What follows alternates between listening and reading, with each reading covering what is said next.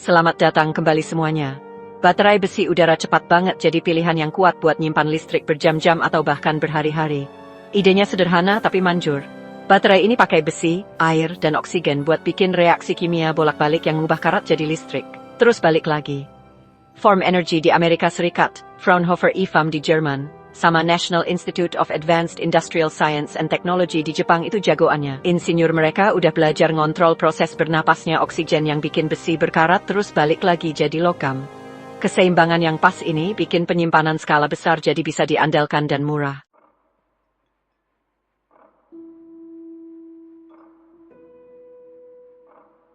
Prinsip utamanya melibatkan oksidasi dan reduksi. Saat baterai mengeluarkan energi, besi bereaksi dengan oksigen membentuk oksida besi, melepaskan elektron yang mengalir melalui sirkuit eksternal.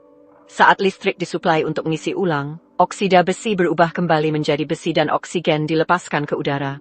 Fraunhofer IFAM telah menciptakan elektroda udara tipis yang menjaga oksigen bergerak merata di seluruh sel, dan Form Energy telah membangun sistem pengatur kelembaban yang melindungi elektrolit. Desain-desain ini telah mengubah siklus karat yang dulunya tidak terduga menjadi proses industri yang presisi dan cocok untuk jaringan listrik.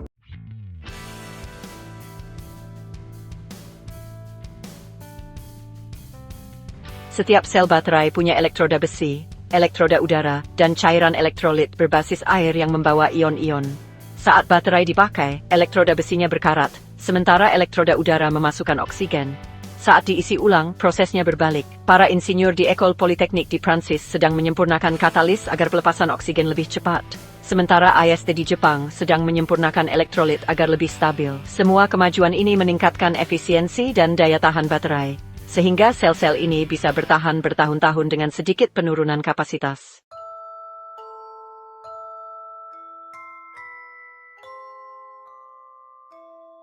Produksi massal sudah berjalan loh.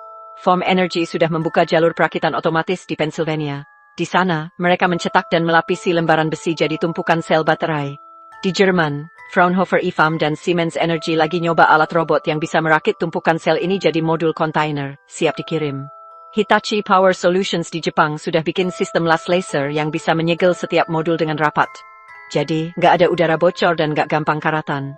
Karena bahan-bahannya murah dan aman, pabrik-pabrik ini bisa beroperasi seperti biasa tanpa perlu alat keamanan yang ribet. Keren kan?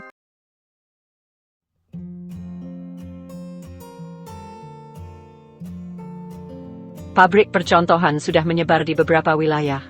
Kementerian Energi Amerika Serikat mendukung proyek-proyek jaringan listrik besar yang menghubungkan susunan baterai besi udara dengan ladang angin di Minnesota. Organisasi Belanda untuk Penelitian Ilmiah Terapan mengoperasikan proyek serupa di dekat Rotterdam untuk menstabilkan pembangkit listrik tenaga angin di pesisir. Kedua program ini bertujuan untuk membuktikan bahwa penyimpanan multi-hari dapat menggantikan turbin gas sebagai daya cadangan. Data awal menunjukkan operasi yang stabil dan perawatan yang sederhana. Kimia baterai tetap aman di bawah tekanan atau suhu ekstrem, memungkinkan pemasangan dekat dengan pusat populasi.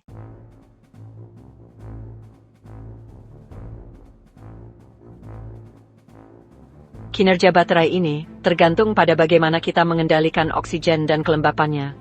Kalau terlalu banyak oksigen masuk, bagian elektroda besinya bisa berkarat dan rusak permanen. Tapi kalau terlalu sedikit, baterainya tidak bisa mengeluarkan daya penuh. Form Energy memakai katup dan sensor yang bisa mengatur aliran udara secara otomatis. Sementara itu, Fraunhofer IFAM menggunakan filter keramik untuk membersihkan karbon dioksida dari udara yang masuk. Cara-cara ini memastikan setiap sel baterai bernapas dengan seimbang, menjaga reaksi kimia tetap stabil selama masa pakai yang panjang. Elektroda udara ini jadi seperti komponen hidup yang bisa mengatur dirinya sendiri dengan sangat presisi.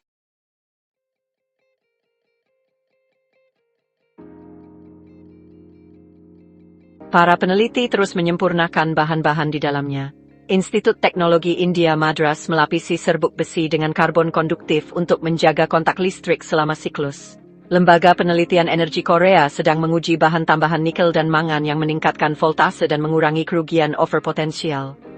EDF di Prancis menggabungkan paket ion litium untuk penggunaan jangka pendek dengan modul besi udara untuk durasi panjang, menunjukkan bagaimana bahan kimia yang berbeda dapat bekerja sama. Berbagai strategi ini menunjukkan bagaimana penelitian internasional meningkatkan kinerja dan keserbagunaan.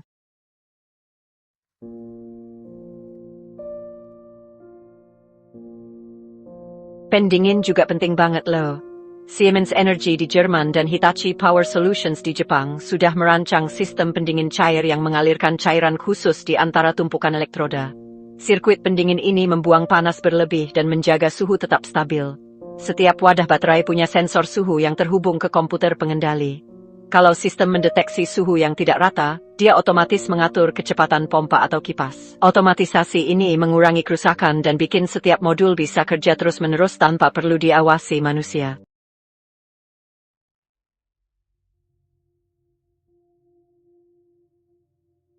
Kecerdasan buatan sekarang mengelola sebagian besar operasi sehari-hari. IBM Research di Amerika Serikat telah membuat perangkat lunak pemantau yang melacak tegangan, arus, dan tekanan udara secara langsung. Program ini memprediksi kapan sebuah sel mungkin perlu perawatan jauh sebelum terjadi kerusakan. Di Belanda, sistem serupa yang dikembangkan oleh TNO menggunakan algoritma pembelajaran untuk mengoptimalkan aliran gas dan kadar elektrolit. Kontrol cerdas ini mengubah setiap baterai menjadi unit yang bisa menyesuaikan diri dan semakin efisien seiring waktu.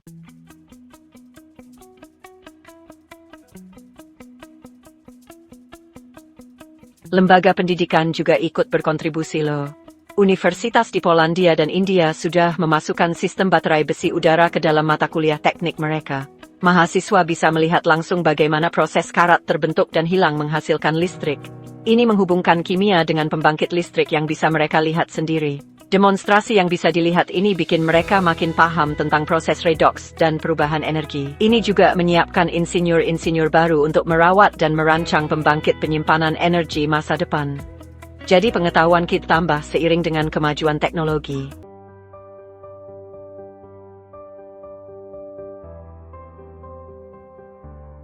Minat global terus meluas. Pusat Penelitian Gabungan Komisi Eropa mencantumkan teknologi besi udara sebagai salah satu pendorong utama untuk integrasi energi terbarukan.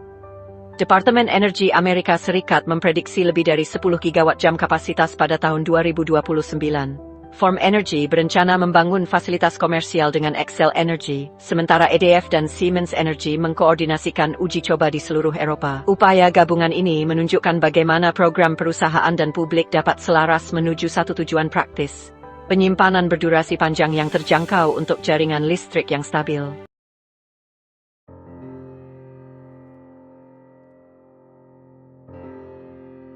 Sumber dan daur ulang besi itu mudah. Bahan-bahannya tidak beracun dan elektroda yang sudah usang bisa diperbarui daripada dibuang. Fraunhofer IFAM telah menciptakan proses pembersihan mekanis yang mengembalikan plat besi bekas. IST di Jepang mengoperasikan sistem pemurnian elektrolit yang menghilangkan kotoran dan mengembalikan cairan untuk digunakan. Pendekatan ini menjaga biaya tetap rendah dan memperpanjang masa pakai jauh melampaui baterai litium tertutup. Perawatan sederhana yang digabungkan dengan kimia yang aman membuat operasi jangka panjang bisa dilakukan bahkan di daerah terpencil.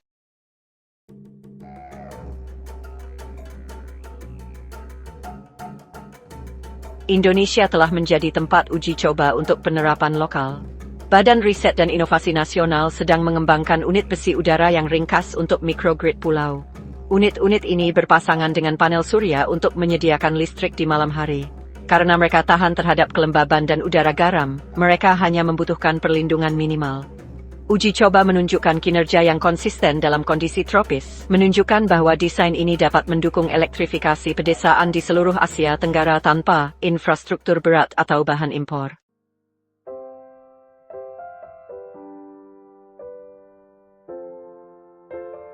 Kimia yang digunakan tetap sederhana dan konsisten.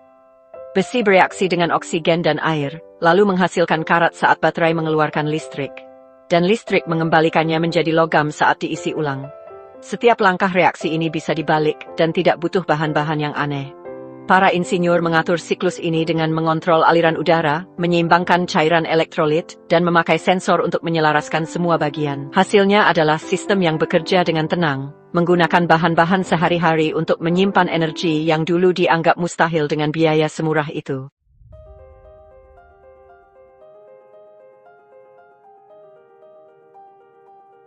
Pertumbuhan pasar makin cepat loh. Pabrik-pabrik di Amerika Serikat, Jerman, dan Jepang rencananya akan beroperasi penuh pada tahun 2028.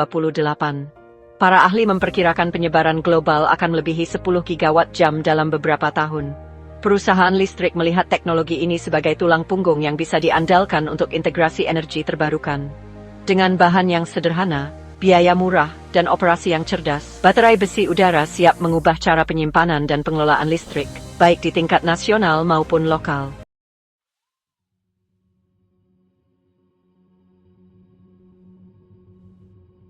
Para insinyur sekarang sedang menggabungkan baterai besi udara langsung ke sistem komando utilitas.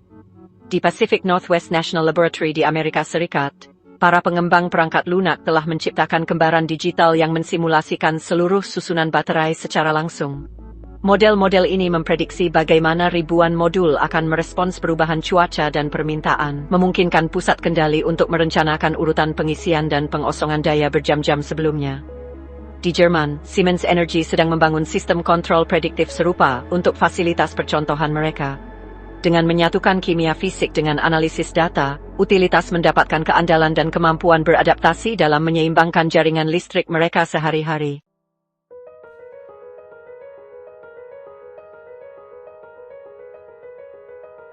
Kemajuan dalam desain elektrolit juga sama pentingnya.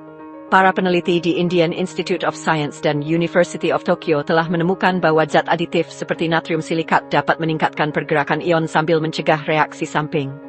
Zat aditif ini menjaga kestabilan pH dan konduktivitas yang stabil melalui siklus yang panjang. Hasil tes menunjukkan penurunan hambatan internal yang terukur, yang meningkatkan efisiensi pulang pergi tanpa mengubah kimia intinya. Laboratorium di Prancis dan Belanda sekarang sedang memverifikasi hasil ini untuk membakukan formulasi elektrolit untuk produksi massal.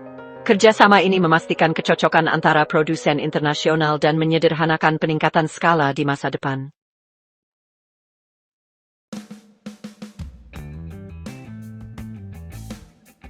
Jadwal perawatan untuk sistem ini jadi lebih mudah.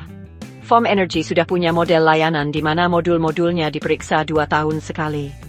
Setiap pemeriksaan meliputi penyegaran elektrolit otomatis dan penggantian filter udara. Fraunhofer IFAM memakai unit perawatan robot yang memindai wadah untuk mencari kebocoran atau tegangan yang tidak rata. Robot-robot ini bekerja di lorong-lorong sempit di antara barisan modul, melakukan perbaikan kecil tanpa menghentikan operasi. Cara ini bikin seluruh ladang baterai bisa tetap online lebih dari 10 tahun dengan sedikit tenaga manusia, jadi biaya seumur hidupnya makin murah.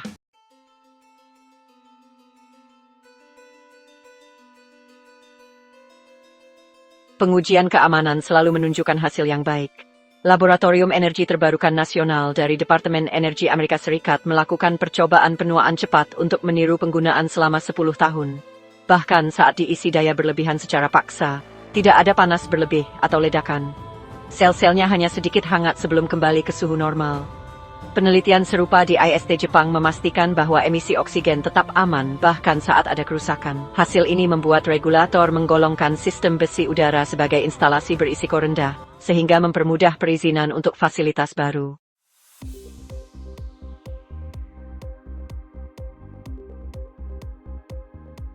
Analisis ekonomi dari Massachusetts Institute of Technology dan European Investment Bank menunjukkan bahwa penggunaan baterai besi udara secara luas bisa mengurangi biaya penyeimbangan jaringan listrik hingga 30%. Faktor utamanya adalah kemampuan mereka untuk menggantikan turbin gas yang dipakai untuk listrik di waktu puncak. Penelitian ini membuat model skenario di mana deretan baterai besi udara menyediakan cadangan jangka panjang untuk angin dan matahari, sementara sistem litium yang lebih cepat menangani fluktuasi singkat. Gabungan ini menghasilkan keluaran yang stabil dan konsumsi bahan bakar yang lebih rendah. Para investor telah memperhatikan, mendanai proyek bersama melalui kemitraan publik swasta di seluruh Eropa dan Asia.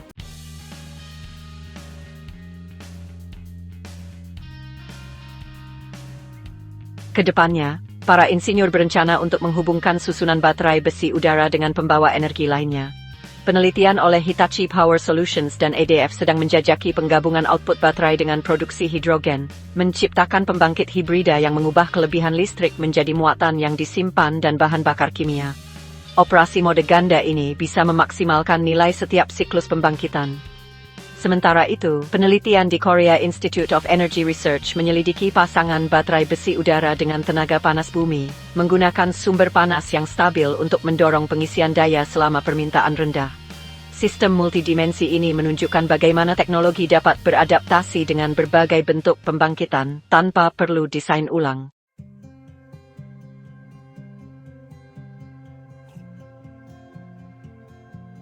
Perubahan karat dari sampah jadi sumber daya menunjukkan bagaimana kontrol dan pengamatan yang cermat bisa membuka potensi tersembunyi dalam bahan-bahan yang kita kenal. Form Energy, Fraunhofer IFM, dan IST adalah contoh bagaimana penelitian yang terkoordinasi bisa mengubah kimia menjadi infrastruktur. Pekerjaan mereka telah menciptakan jembatan antara ilmu pengetahuan dan industri yang terus berkembang setiap tahun. Melalui perkembangan ini, penyimpanan listrik jadi tidak terlalu misterius dan lebih seperti kerajinan praktis yang disempurnakan oleh para insinyur di berbagai benua. Terima kasih banyak sudah menonton. Mohon suka dan berlangganan.